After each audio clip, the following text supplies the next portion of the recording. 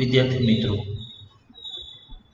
આપણે સેક્રેટરીના ગુણો અને લાયકાતો અંતર્ગત સેક્રેટરીના અલગ અલગ ગુણો વિશે વાત કરી હતી. આજે આપણે કંપની સેક્રેટરીની લાયકાતો વિશે વાત કરશું. સેક્રેટરીની લઘુત્તમ લાયકાત શું હોવી જોઈએ એ અંગે કંપની ધારામાં કોઈ ઉલ્લેખ કરવામાં આવેલો નથી, એટલે કે કંપની ધારામાં જણાવેલ નથી. સેક્રેટરી પાસે વધુ લાયકાત હોય તો એ ખૂબ જ સારી કામગીરી બજાવી શકે.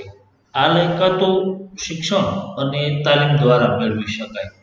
એટલે કંપની સેક્રેટરીની કઈ કઈ લાયકાતો હોવી જોઈએ એમની આપણે શરૂઆત કરીએ. તો સૌથી પહેલા શૈક્ષણિક લાયકાત. શૈક્ષણિક લાયકાત એટલે એનું એજ્યુકેશનલ ક્વોલિફિકેશન શું હોવું જોઈએ. સૌથી પહેલા તો સેક્રેટરી પાસે institute of company secretary of ઇન્ડિયાનું પ્રમાણપત્ર હોવું જોઈએ. મતલબ કે એમણે institute of company secretary of ઇન્ડિયાની પરીક્ષા પાસ કરેલી હોવી જોઈએ, જેને આપણે ટૂંકમાં CS તરીકે ઓળખીએ છીએ. એટલે કે કંપની સેક્રેટરીની પરીક્ષા પાસ કરે ત્યારબાદ institute of company secretaries of India એમને કંપની સેક્રેટરી બદલ પ્રમાણપત્ર આપે છે. આવું પ્રમાણપત્ર હોવું જોઈએ. બીજું, કંપની ધારામાં સેક્રેટરી માટે જે લાયકાતો દર્શાવવામાં આવેલી છે એ લાયકાતો પણ કંપની સેક્રેટરી પાસે હોવી જોઈએ. આ ઉપરાંત કંપની સેક્રેટરી પાસે કાયદાઓની ડિગ્રી અને વિવિધ દસ્તાવેજો બનાવવા, કરાર ઘડતરમાં મદદરૂપ બને એ માટે એમને અન્ય કાયદાઓની જાણકારી પણ હોવી જોઈએ. એટલે કંપની સેક્રેટરીની શૈક્ષણિક લાયકાતોમાં એમની પાસે institute of company secretary of ઇન્ડિયાનું પ્રમાણપત્ર હોવું જોઈએ. આ ઉપરાંત કાયદાની ડિગ્રીઓ હોય એ બધું ઈચ્છનીય બનશે. ત્યાર પછી બીજું, હિસાબી વ્યવસ્થાનું જ્ઞાન. કંપનીના તમામ પ્રકારના વ્યવહારો કરવા માટે, એટલે કે કંપનીના હિસાબો વ્યવસ્થિત રખાય, કાયદા મુજબ રખાય, સમયસર ઓડિટ થાય, તે તેની ફરજ છે. અને તો જ શેરહોલ્ડર સમક્ષ વાર્ષિક હિસાબો રજૂ કરી શકાય. આ બધું ત્યારે શક્ય બને જ્યારે કંપની સેક્રેટરી પાસે હિસાબી વ્યવસ્થાનું જ્ઞાન હોય. એટલે કંપની સેક્રેટરી પાસે એમની લાયકાત અંતર્ગત હિસાબી વ્યવસ્થાનું જ્ઞાન, કારણ કે એમણે વિવિધ પ્રકારના હિસાબો વ્યવસ્થિત રાખવાના છે, કાયદા મુજબ હિસાબો તૈયાર થાય, સમયસર ઓડિટ થાય અને શેરહોલ્ડરો સમક્ષ સમયસર આવા વાર્ષિક હિસાબો ત્યારે જ રજૂ કરી શકે જ્યારે એમની પાસે હિસાબી વ્યવસ્થાનું જ્ઞાન હોય. ત્યાર પછી ત્રીજું, કાર્યાલય સંચાલનનું જ્ઞાન. કંપનીમાં સેક્રેટરી એ કાર્યાલયનો વડો છે. કાર્યાલયમાં વિવિધ કાર્યોની ફાળવણી કરવી, જુદા જુદા વિભાગો વચ્ચે સંકલન સાધવું એ કાર્યાલય સંચાલનનું જ્ઞાન હોવું આવશ્યક છે. જો કંપની સેક્રેટરી પાસે કાર્યાલય સંચાલનનું જ્ઞાન હશે તો એ કાર્યાલયના બધા જ કાર્યો સુવ્યવસ્થિત કરી શકશે. એટલે કંપની સેક્રેટરી પાસે કાર્યાલય સંચાલનનું જ્ઞાન હોવું જરૂરી છે. જો કંપની સેક્રેટરી પાસે કાર્યાલય સંચાલનનું જ્ઞાન હશે તો કાર્યાલય સંચાલનમાં ઊભા થતા પ્રશ્નોનો એ સરળતાથી ઉકેલ લાવી શકશે. એટલે કંપની સેક્રેટરીની લાયકાતમાં કાર્યાલય સંચાલનનું જ્ઞાન. ત્યાર પછી નેક્સ્ટ, સભા સંચાલનનું જ્ઞાન. આપણે જાણીએ છીએ કે કંપની સેક્રેટરી સંચાલક મંડળની, શેરહોલ્ડરોની, ડિબેન્ચર હોલ્ડરોની, લેણદારોની, આમ અલગ અલગ પક્ષકારોની સભા ભરવાની હોય છે. આ સભાઓ ભરતા પહેલા, સભા દરમિયાન અને સભા પછી કંપની સેક્રેટરીએ વિવિધ ફરજો બજાવવાની હોય છે. જેમ કે સભા પહેલા નોટિસ આપવી, સભામાં જે કાર્યો કરવાના છે એમની યાદી તૈયાર કરવી, સભામાં કરવાના થતા વિવિધ કાર્યોની યાદી ને એજન્ડા તરીકે પણ આપણે ઓળખીએ છીએ. તો નોટિસ આપવી, એજન્ડા તૈયાર કરવો, પછી મિનિટ્સ લખવી. મિનિટ્સ એટલે સભામાં થયેલ વિવિધ કાર્યોની લેખિતમાં નોંધ. આવી નોંધ તૈયાર કરવી. કોરમ અને પ્રોક્સી અંગેની જોગવાઈઓનું પાલન થાય તે માટે કંપની ધારા અને સભા સંચાલનનું જ્ઞાન જરૂરી છે. અહીંયા આપણે બે શબ્દોને બરાબર સમજી લઈએ. એક કોરમ. કોરમ એટલે સભા કાયદેસરની ગણાય એ માટે હાજર ઓછામાં ઓછી સભ્યોની સંખ્યા. અને પ્રોક્સી એટલે સભામાં જે હાજર રહેવાનો છે એમની જગ્યાએ અન્ય વ્યક્તિને હાજર રહેવાનો અધિકાર આપવામાં આવે એ. એટલે કંપની સેક્રેટરી પાસે સભા સંચાલનનું જ્ઞાન હોવું જોઈએ. સભા પહેલા કરવાના થતા કાર્યો, સભા દરમિયાન કરવાના થતા કાર્યો અને સભા પૂર્ણ થયા બાદ કરવા પડતા કાર્યો એ ત્યારે જ વ્યવસ્થિત કરી શકશે જ્યારે એમની પાસે કંપની ધારા અને સભા સંચાલનનું જ્ઞાન હોય. એટલે કંપની સેક્રેટરીની લાયકાતમાં સભા સંચાલનનું જ્ઞાન. ત્યાર પછી વિવિધ કાયદાઓનું જ્ઞાન. વર્તમાન સમયમાં સેક્રેટરી પાસે વિવિધ કાયદાઓનું જ્ઞાન આવશ્યક છે, તો જ કંપનીનું સંચાલન અસરકારક રીતે કરી શકશે. કારણ કે કંપનીએ વિવિધ કાયદાઓનું પાલન કરવાનું છે અને આ કાયદાઓનું પાલન ત્યારે થઈ શકશે કે જ્યારે સેક્રેટરી પાસે વિવિધ કાયદાઓનું જ્ઞાન હોય. કંપનીએ જે કાયદાઓનું પાલન કરવાનું છે એમાં જે ખૂબ મહત્વના કાયદાઓ છે એમની વાત કરીએ તો ભારતીય કરારનો કાયદો, સેબીનો કાયદો, માલ વેચાણનો કાયદો, stamp duty act, provident fund અંગેનો કાયદો, જામીનગીરી કરાર, આ ઉપરાંત વેટ અંગેનો કાયદો, સર્વિસ ટેક્સ અંગેનો કાયદો. આમ વિવિધ કાયદાઓનું જ્ઞાન એમની પાસે હોવું જરૂરી છે. વિવિધ પ્રકારની ધારાકીય જ્ઞાન. ધારાકીય જ્ઞાન એટલે કાયદાકીય જ્ઞાન. કાયદાઓનું જ્ઞાન જો સેક્રેટરી પાસે હોય તો તે કામગીરી કાર્યક્ષમ રીતે અને સરળ બનશે અને કંપનીની સામે જે કાનૂની મુશ્કેલીઓ ઊભી થવાની હોય એમાંથી એ બચી શકશે. એટલે કંપની સેક્રેટરી પાસે વિવિધ કાયદાઓનું જ્ઞાન હોવું જોઈએ. ખાસ કરી અને ભારતીય કરારનો કાયદો, સેબીનો કાયદો, માલ વેચાણનો કાયદો, stamp duty act, provident fund, જામીનગીરી કરાર કાયદો, વેટ, સર્વિસ ટેક્સ, આ કાયદાઓ અંગેનું સેક્રેટરી પાસે જ્ઞાન હશે તો એ કંપનીનું સંચાલન ધારાકીય જોગવાઈઓનું પાલન કરી કાર્યક્ષમ અને સરળ રીતે કરી શકશે. ત્યાર પછી અન્ય લાયકાતમાં આર્થિક અને રાજકીય પ્રવાહનું જ્ઞાન. કંપની સમાજમાં અસ્તિત્વમાં આવે છે, સમાજનો એક ભાગ છે અને સમાજના વિવિધ પક્ષકારો સાથે સંકળાયેલ છે.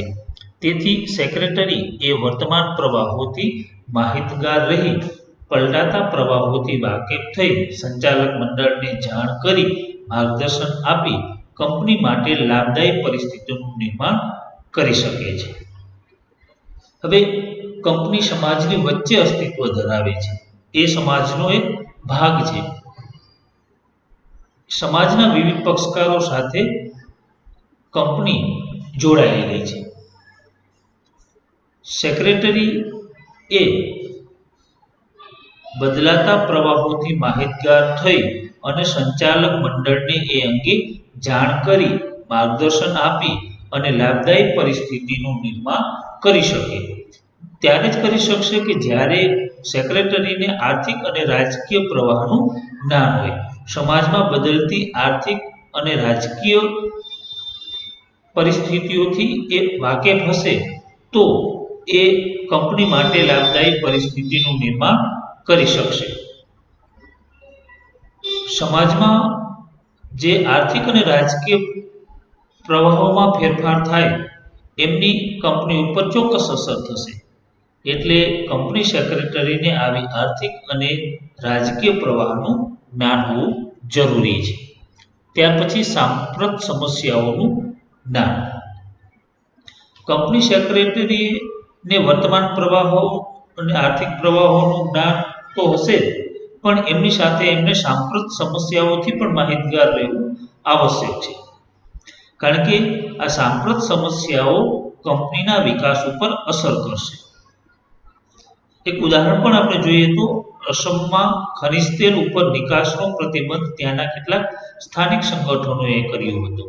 સાંપ્રત સમસ્યાની ઊભી થયેલી પરિસ્થિતિ અનુસાર સેક્રેટરી સંચાલક મંડળને માર્ગદર્શન આપી ભવિષ્યમાં ઊભી થનારી સમસ્યા સામે અગમચેતી રાખે છે. એટલે કંપની સેક્રેટરીએ જે વર્તમાનમાં સમસ્યાઓ છે એ સમસ્યાઓથી માહિતગાર રહેવું પડશે અને એ અંગે સંચાલક મંડળને જાણ કરી અને જે પરિસ્થિતિ ઉદ્ભવવાની છે અથવા તો જે પરિસ્થિતિ ઉદ્ભવી છે એમની સામે અગમચેતી રાખી શકે. એટલે સેક્રેટરીની લાયકાતમાં સાંપ્રત સમસ્યાઓનું જ્ઞાન. ત્યાર પછી અંગ્રેજી ભાષા પર પ્રભુત્વ અને અન્ય ભાષાઓનું જ્ઞાન. કંપનીનો બધો જ વ્યવહાર, બધા જ કામકાજો અંગ્રેજી ભાષા પર ચાલે છે. કંપની સેક્રેટરીએ જુદા જુદા પક્ષકારો સાથે પત્ર વ્યવહાર કરવાનો હોય છે. જુદા જુદા પક્ષકારો સાથે એમણે મંત્રણા કરવાની હોય છે. તેથી અંગ્રેજી ભાષામાં તે કુશળ હોવો જરૂરી છે. એટલે કે અંગ્રેજી ભાષાનું જ્ઞાન હોવું જરૂરી છે.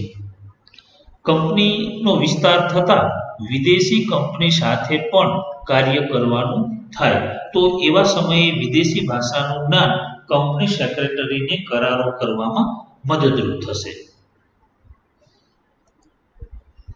હવે અંગ્રેજી ભાષાઓ પર પ્રભુત્વ અને અન્ય ભાષાઓનું જ્ઞાન એ કંપની સેક્રેટરી પાસે હોવું જરૂરી છે. કારણ કે એમને વિવિધ પક્ષકારો સાથે કામ કરવાનું છે. જો એ અંગ્રેજી ભાષાને ખૂબ સારી રીતે જાણતો હશે તો એ કંપનીના બધા જ કામો વ્યવસ્થિત કરી શકશે અને જો એમની પાસે વિદેશી ભાષાઓનું જ્ઞાન હશે તો પણ એ કંપની સેક્રેટરી માટે અને કંપની માટે ઉપયોગી થશે. જ્યારે વિદેશી કંપનીઓ સાથે એમને કાર્ય કરવાનું થશે ત્યારે એમને જે તે દેશની સ્થાનિક ભાષાનું જ્ઞાન હશે તો એ વધુ ફાયદાકારક બનશે. ત્યાર પછી જનસંપર્કનું જ્ઞાન. કંપની સેક્રેટરીએ કંપનીના જુદા જુદા પક્ષકારો સાથે કામ કરવાનું છે. આપણે અગાઉ પણ જોઈ ગયા કે સંચાલક મંડળ, શેરહોલ્ડરો, ડિબેન્ચર હોલ્ડરો, આમ અલગ અલગ પક્ષકારો સાથે એમને કાર્ય કરવાનું છે. એમની સાથે સંપર્કમાં રહેવું જરૂરી છે.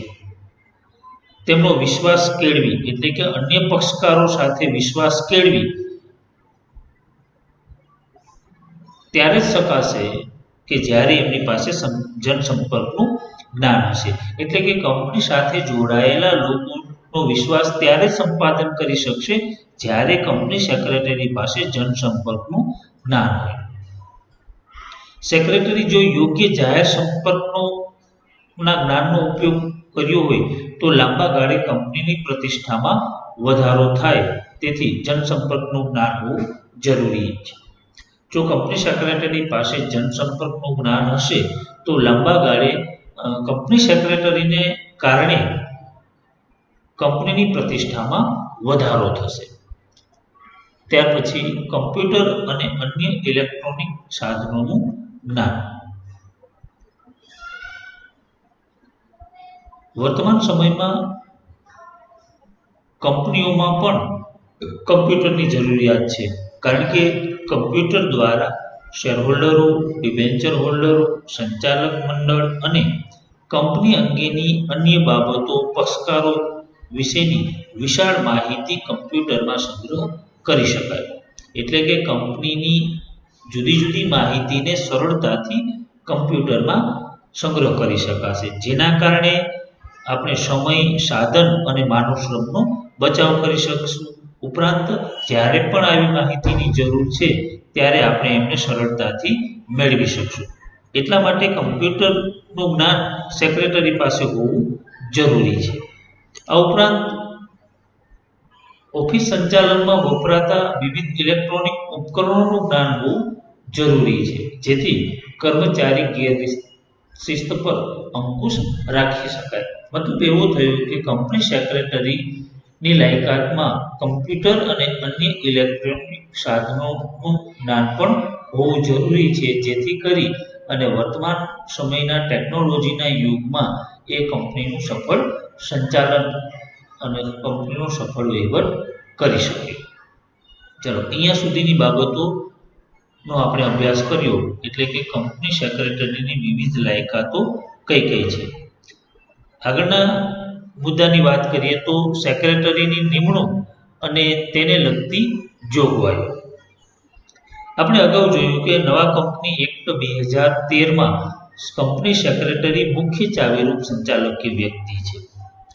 એટલે ખૂબ જ અગત્યની વ્યક્તિ હોવાના કારણે એમની નિમણૂક કરતી વખતે કંપની ધારાની જોગવાઈઓનું પાલન થવું જરૂરી છે, કારણ કે ખૂબ જ મહત્વનો સંચાલકીય વ્યક્તિ છે. એટલે એમની નિમણૂક કરતી વખતે કંપની ધારામાં જે જોગવાઈઓ દર્શાવવામાં આવેલી છે, કંપની ધારામાં જે નિયમો છે, એ નિયમોનું પાલન થવું જરૂરી છે. ચાલો, હવે આપણે એ જોઈએ કે કંપની ધારામાં સેક્રેટરીની નિમણૂક અંગે કઈ કઈ જોગવાઈઓ કરવામાં આવી છે. પહેલું, જે કંપનીની ભરપાઈ મૂડી ₹5 કરોડ કે તેથી વધુ હોય તેવી કંપનીમાં સેક્રેટરીની નિમણૂક કરવી ફરજિયાત છે. ચાલો, પહેલી જોગવાઈ એવી છે કે જો કંપનીની ભરપાઈ મૂડી 5 કરોડ કે તેથી વધુ હોય તો એવી કંપનીએ ફરજિયાત સેક્રેટરીની નિમણૂક કરવી જરૂરી છે. જો કંપનીની ભરપાઈ મૂડી 5 કરોડ કરતાં ઓછી હોય તો કંપની ઈચ્છે તો સેક્રેટરીની નિમણૂક કરશે, અને કંપની ન ઈચ્છે તો સેક્રેટરીની નિમણૂક કરવી ફરજિયાત નથી. પરંતુ ભરપાઈ થયેલી મૂડી 5 કરોડ કે તેથી વધુ હોય તો સેક્રેટરીની નિમણૂક કરવી ફરજિયાત રહેશે. બીજું, સેક્રેટરી જીવંત વ્યક્તિ હોવો જોઈએ, મતલબ કે જીવંત વ્યક્તિની જ સેક્રેટરી તરીકે નિમણૂક કરી શકાય.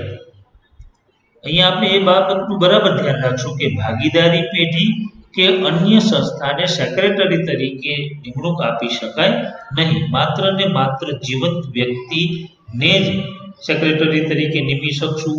ભાગીદારી પેઢી કે અન્ય સંસ્થાને સેક્રેટરી તરીકે નિમણૂક આપી શકશું નહીં. ત્રીજું, જે વ્યક્તિની નિમણૂક કરવાની છે તે વ્યક્તિ institute of company secretary of ઇન્ડિયાનું પ્રમાણપત્ર ધરાવતી હોવી જોઈએ. આપણે હમણાં જ જોયું હતું કંપની સેક્રેટરીની લાયકાતોમાં એની શૈક્ષણિક લાયકાત શું હોવી જોઈએ, તો આપણે ત્યારે જોયું હતું કે એમની પાસે institute of company secretary of ઇન્ડિયાનું પ્રમાણપત્ર હોવું જોઈએ. એટલે કંપનીમાં જ્યારે કોઈ વ્યક્તિની સેક્રેટરી તરીકે નિમણૂક કરવી હોય તો એમની પાસે institute of company secretary of ઇન્ડિયાનું પ્રમાણપત્ર હોવું જોઈએ. આપણે આ પ્રમાણપત્રનું નામ બરાબર યાદ રાખશું. Institute of company secretary of ઇન્ડિયાનું પ્રમાણપત્ર હોવું જોઈએ. ચાલો, અન્ય એક જોગવાઈની વાત કરીએ તો કંપની સેક્રેટરી તરીકે નાદાર, અસ્થિર મગજની કે સગીર વ્યક્તિની નિમણૂક કરી શકાશે નહીં. એટલે કે અદાલતે કોઈ વ્યક્તિને નાદાર જાહેર કરેલો હોય અથવા તો અસ્થિર મગજનો કે સગીર વયનો હોય એવી વ્યક્તિની નિમણૂક એ કંપની સેક્રેટરી તરીકે કરી શકાશે નહીં.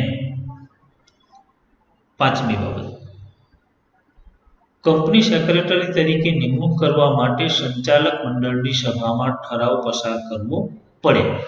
ચાલો, જે વ્યક્તિની કંપની સેક્રેટરી તરીકે નિમણૂક કરવાની છે એકની નિમણૂક કરવા માટે સંચાલક મંડળની સભામાં ઠરાવ પસાર કરવો પડે, અને આ ઠરાવમાં 3 બાબતોનો ઉલ્લેખ કરવો જરૂરી છે. એક તો નિમણૂક અંગેની શરતો, એટલે કે જે વ્યક્તિની કંપની સેક્રેટરી તરીકે નિમણૂક કરવામાં આવે છે એ અંતર્ગત કઈ કઈ શરતોનું પાલન કરવું પડશે, એમની નિમણૂક અંગેની શરતો કઈ કઈ રહેશે. બીજું, કંપની સેક્રેટરીને કેટલું મહેનતાણું ચૂકવવામાં આવશે. અને ત્રીજું, મેમ્બરશિપ નંબર હોવો જોઈએ. એટલે એમના ઠરાવમાં એટલે કે કંપનીના સંચાલક મંડળમાં જે ઠરાવ પસાર કરવામાં આવશે એમાં 3 વિગતોનો ઉલ્લેખ કરવામાં આવશે: નિમણૂક અંગેની શરતો, મહેનતાણાનો ઉલ્લેખ અને મેમ્બરશિપ નંબર હોવો જોઈએ. ત્યાર પછી છઠ્ઠું, સેક્રેટરી પાસેથી કેએમપી તરીકે નિમાવવા માટેની સંમતિ લેવી પડે. ચાલો, જે વ્યક્તિની કંપની સેક્રેટરી માટે નિમણૂક કરવાની છે એ વ્યક્તિ પાસેથી કંપની સેક્રેટરીમાં નિમણૂક થવા અંગેની સંમતિ લેવી પડે. મતલબ કે સેક્રેટરી કંપનીમાં સેક્રેટરી તરીકે નિમણૂક થવા તૈયાર છે એવી સંમતિ લેવી પડે. અને લાસ્ટ જોગવાઈની વાત કરીએ તો કંપની રજિસ્ટ્રાર પાસે ફોર્મ MGT 14 જેની સાથે સંચાલક મંડળનો ઠરાવ અને સેક્રેટરી પાસેથી કેએમપી તરીકે લીધેલ સંમતિ પત્રક નોંધાવવું પડે. ચાલો, હવે એક જોગવાઈમાં આપણે એવી વાત કરીએ આ જોગવાઈમાં એવી વાત કરવામાં આવી છે કે જે વ્યક્તિની નિમણૂક કરવામાં આવે છે એમની વિગતો કયા ફોર્મમાં, તો ફોર્મ MGT 14 ઉપરાંત સંચાલક મંડળનો ઠરાવ અને સેક્રેટરીની સંમતિ સાથે કંપની રજિસ્ટ્રારમાં નોંધાવવું પડે. બીજું, ફોર્મ MR1 ની સાથે જે વ્યક્તિની નિમણૂક કેએમપી તરીકે કરી હોય તેની સંમતિ અને સંચાલક મંડળનો ઠરાવ 60 દિવસમાં નોંધાવવો પડે. ચાલો, એટલે ટૂંકમાં એવું કહી શકાય કે જે વ્યક્તિની કંપની સેક્રેટરી તરીકે નિમણૂક કરે છે એમની MGT 14 અથવા MR1 સંચાલક મંડળનો ઠરાવ અને કંપની સેક્રેટરીની સંમતિ કંપની રજિસ્ટ્રાર પાસે નોંધાવવાની છે અને એમની સમય મર્યાદા 60 દિવસ રહેશે. મતલબ કે સેક્રેટરીની નિમણૂક થયા પછી 60 દિવસમાં MGT 14 ફોર્મ, સંચાલક મંડળનો ઠરાવ અને સેક્રેટરીની સંમતિ એ કંપની રજિસ્ટ્રાર પાસે નોંધાવવા પડશે. ચાલો, એટલે અહીંયા આપણે જોયું કંપની સેક્રેટરીની નિમણૂક અંગે કંપની ધારાની વિવિધ જોગવાઈઓ. બાકીની વિગતો આપણે આગળના વિડીયો લેક્ચરમાં જોઈશું.